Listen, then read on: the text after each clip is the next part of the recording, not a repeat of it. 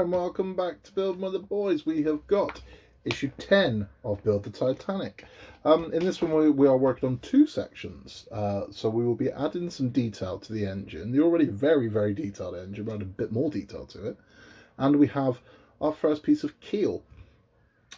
This should be a good one. There's not a ton to do, there really isn't, because we do have some little components that are just pushed to fit that go onto the engine, and we have a single piece of keel that is going to be, I believe, 5 screws, and that's going to be about it. It is quite small and it is quite fiddly, so I'm going to need my modelling goggles to get this done. Wherever they are, looking around from, can't see them. If you haven't yet, please hit the like button, hit the subscribe button if you enjoy this, because we have got 11 and 12 coming up as well. At the end of this one, slightly different from my history lesson, we are looking at the movers of Titanic, and we've gone straight to the top. We've gone to the highest rated one on both Internet Movie Database and Rotten Tomatoes, and that is A Night to Remember. 1958's A Night to Remember. I watched it on the weekend in preparation for this. We'll talk all about it at the end. But let's get this model open and let's get this built, and let's work on this engine. So here are our parts that come with number 10. Not a lot, but enough. So we have our first piece of keel, which will be attached at the end. We have some components for the engine. Now I'll pop these open so you can see what these look like. Now we have 4, but we have 2 that are exactly the same size. That's those 2 there. One that's slightly smaller and a tiny one. Then we have these components here, which are going to go on top of these. So lots of little bits, lots of fiddly bits. And then the obligatory bag of screws, HM screws this time round. So what we're going to do is bring the engine up and we're going to get to work on this thing. So here is our really rather lovely engine. Let's move these out of the way. And the first ones we're going to use is the smallest one and the mid-range one. So it's quite simple, this, the first parts anyway. I mean, again, I'm going to put my goggles on because I'm never going to see these because my eyes are just getting worse. Right, so quite simply, this one is going to pop in there. There we go, nice and easy. So that's that one in. Now we're going to go to our mid-sized valve. Now this does have this little notch on it. It's got to face this way, so that's how this is going on. So let's line this boy up. Hopefully this will go in.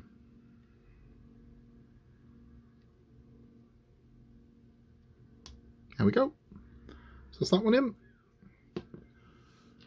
And now our remaining 2 are the larger. So I'll quick check of the instructions, because some of it strikes me these are going to go in easy, they're going to come out easy.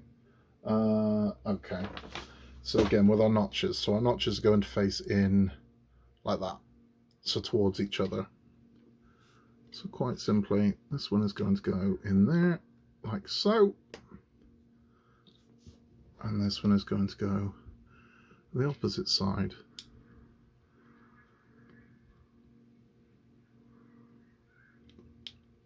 It's not always the way the last one's going to play up. You are going to attach.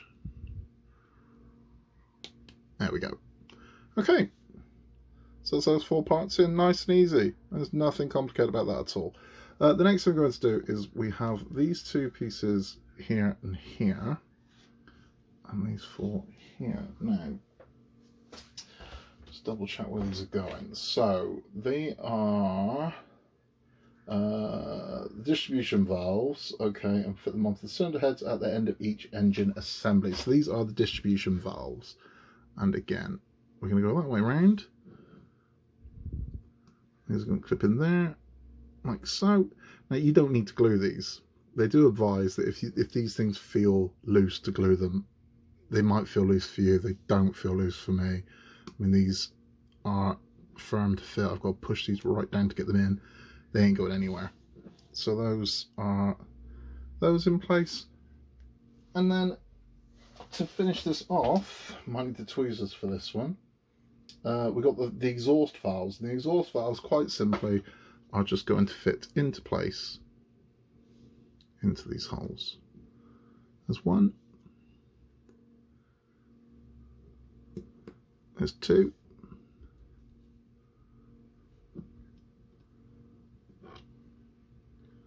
There's three.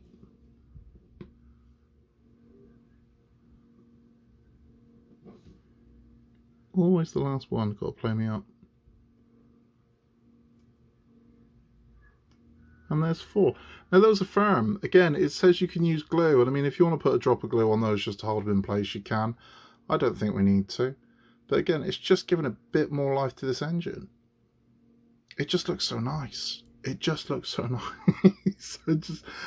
I need to scale back my praise of the Titanic, I think, because I'm just always a little bit too smitten by it. But that's it. So that's all we've got to do for that section of the engine.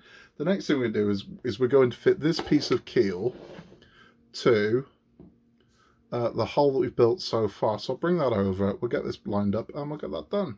Let's try and do this in a way you can see it. This is going to slot in just there. Now, that doesn't look like it's going to be the easiest screw to go in. That one there, I think, is going to be a bit of a bugger. But we'll try. I'll get as much of this on camera as I can for you. But who knows, it might... I've got very long screwdrivers, which is good. That screwdriver they gave you with this, forget about it. You ain't getting in with that thing. That one's in. That was relatively painless. Right, let's get the other four in. But it's so nice having a big pack of Titanic to build, and it's yeah, it's starting to grow now, man, and I think that's all we want. We just want to start seeing that we're making some progress. So let's get one of these ones in.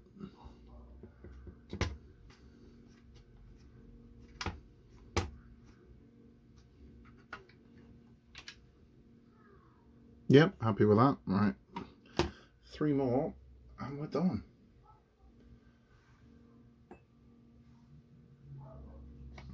So these aren't snug to get in. It's not the easiest. I mean, this would be a lot easier if I wasn't trying to film myself doing it at the same time. So if you're not documenting this, you'll find this a lot easier than I am. Okay, there's another one. 2 more.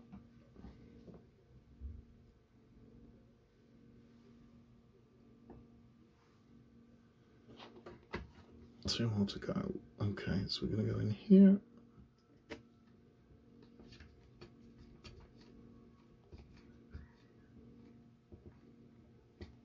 That one, and then last one in. And that keel is in place. And we'll take a look. Right, so this is the last screw to go in, and we're just going to go in there.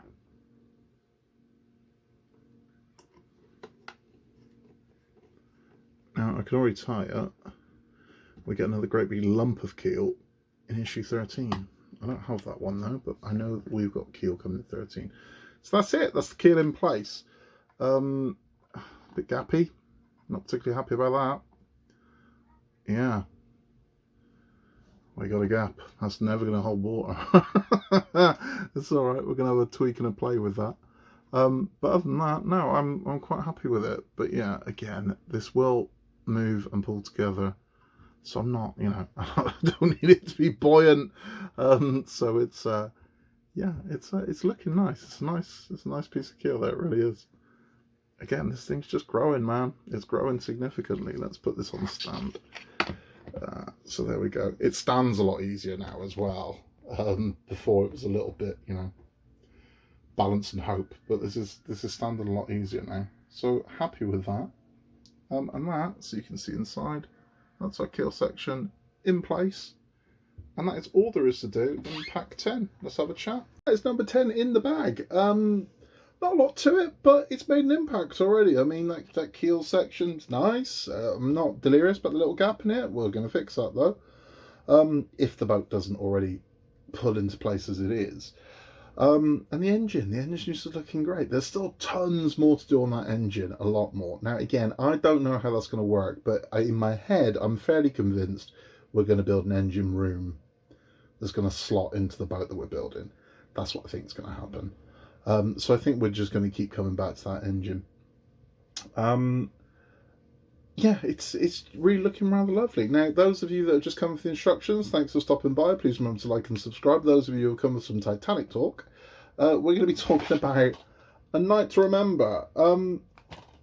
It's a great movie. It's really good. Directed by Kenneth More, the 1958 A Night to Remember. We managed to pick this up on Amazon for like £4.50, which is nothing. If you are a subscriber of BritBox, you can watch this for free. If you trawl around terrestrial channels, you might find it, because it is in circulation quite a lot.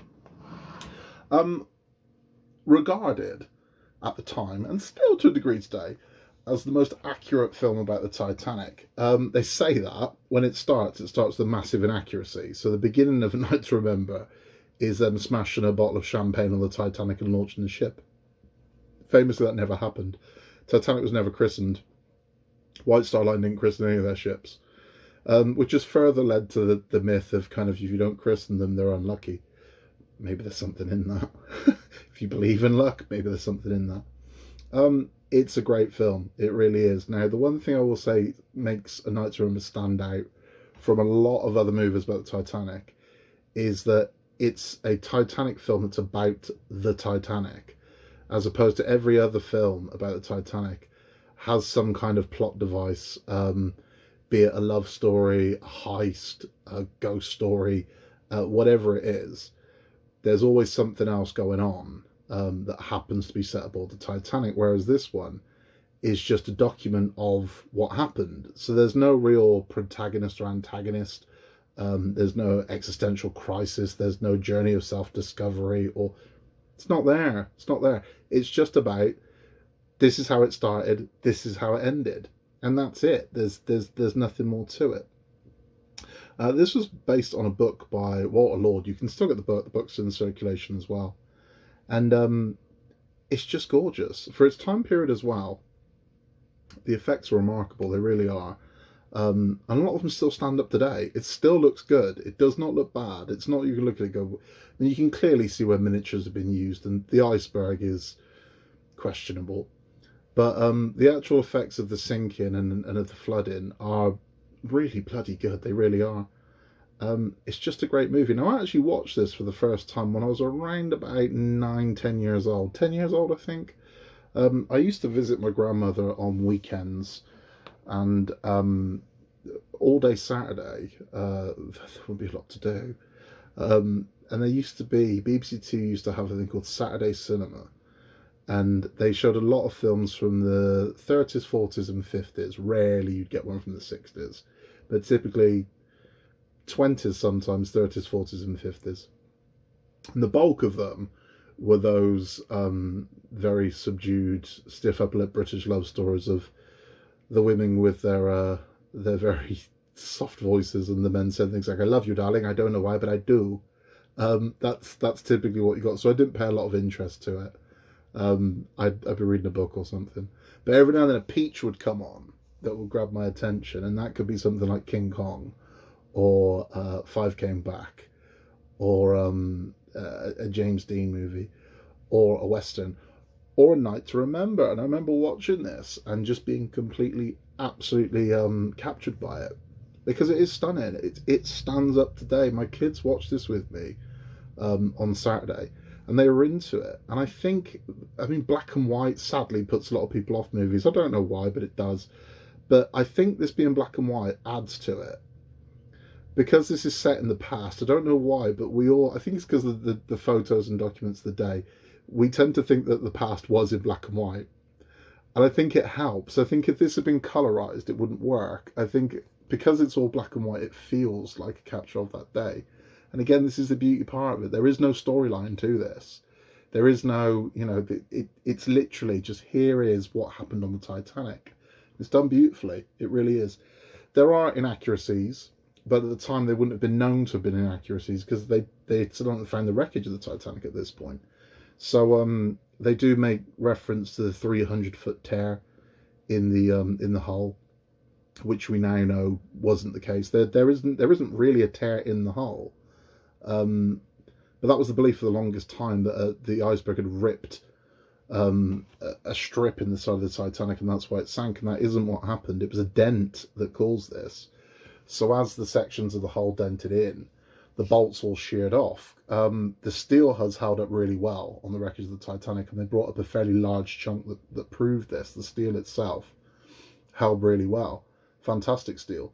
The bolts, complete garbage. So the bolts holding the Titanic together were absolute trash, the cheapest money could buy, which is the way with any sort of project. The components are always, what's the cheapest we can get? So it's always the case. You have fantastic materials held together with the cheapest, crappiest components money can buy, and that's what happened with the Titanic. So the dent that it took caved in so much that the bolts just sheared off, opening up the hole completely, and that is what caused it, not a rip, a dent. But they reference a 300-foot tear in the Titanic. And there are a lot of characters in this that aren't named. Some are, some aren't. But the kind of movie version of the Unsinkable Molly Brown is on board. But she's got a slightly different name in this one. And her husband made money from oil, I think, instead of gold. But it's her. You can see who it's supposed to be. She gets into it with Hitchens. So that scene's in there. A lot of the other people we're going to talk about are in it. Ishmael is in there. The captain, the whole. It's just a gorgeous movie. It really is. It's filmed beautifully. It's well worth your time. If you've never seen Night to Remember, I can't recommend it enough. It is a great movie because it is, as I said, it's a movie about the Titanic, and that is a rarity. The other thing that makes this unusual is for a movie that's based solely about the Titanic, it's literally the only movie that doesn't have the word Titanic in its name. A Night to Remember could be about anything. And maybe that hurt its box office because it did well in England. It didn't really do well outside of England. And it's a shame because this thing should have got a lot more recognition. It should have got Oscars. It should have at least got Oscar nominations. But it's fantastic, and there's a reason why it's the highest rated movie on IMDb and also Rotten Tomatoes, because it's just fantastic. It really is. I cannot recommend this enough. For the sake of £4, go get yourself a copy of A Night to Remember. Now, what we're going to do is I'm going to watch all of these movies, literally every single one of them, because we're building this over 3 years. So I'm going to get one movie a month to watch. And when you've gone started at the very top, there's only one place you can really go. That's down. And there are a lot of terrible Titanic movies. I've seen some. I haven't seen all. For instance, this year a Titanic movie was released called Titanic 666, which is about the ghosts of the Titanic coming back and turning people into zombies. I'm not even joking. We will be watching that one. We'll be watching all of them.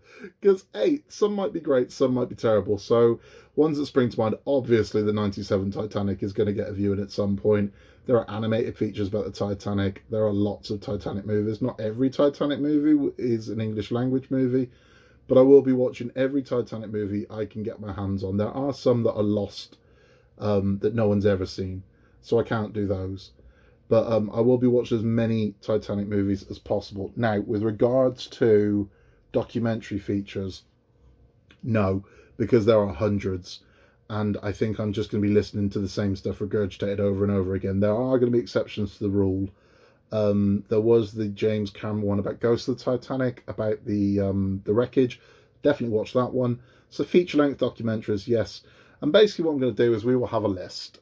And as we watch them, we'll put it in rank on the list. So we're going to have a top 10.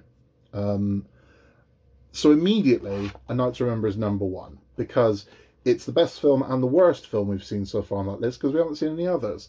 So this takes number 1 spot by default. If the next film we watch is better than A Night to Remember, it will take its number 1 spot. If it isn't, it will take the number 2 spot. And so on and so forth. So the third movie we watch will decide, is it better than the second one? Is it better than the first one? And they'll move up and down. And then after we've got past 10, they'll be fighting to get into the top 10. Otherwise, they'll just be forgot to the... There's a lot of bad ones. So this is the thing. It's going to be, okay, well, it's bad, but is it as bad as this one? That's probably going to be the running theme here. A Night to Remember is going to take a lot to dethrone it. It really is. And again, can't stress it enough. If you haven't seen it, get it and watch it. It is very cheap to get hold of, but you will enjoy it, and you will enjoy it a lot because it is just a gorgeous movie. It really is. That is all we are going to talk about this week. Short one this week. Next issue number 11, we are going to be building our first funnel, which is quite exciting, really. We are going to be using the notorious smoke generator that we got way back in issue 2. So we're going to be using that.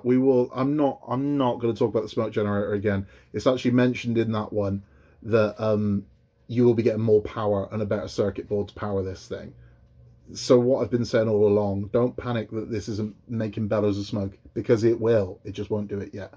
And that's it. So we're gonna move on to part 11, where we are going to be building the funnel. And also for our Titanic history lesson on that one, there were a lot of nations represented on board the Titanic. There were British, Irish, American, French, Spanish, German. Of all those nations, one nation had a 100% survival rate of the people that it had on board. 100% of the people from that country on board survived the Titanic. And that country was not happy about it. We'll explain why in issue 11. In a world where you can be anything at all, just be nice, and we'll see you next time.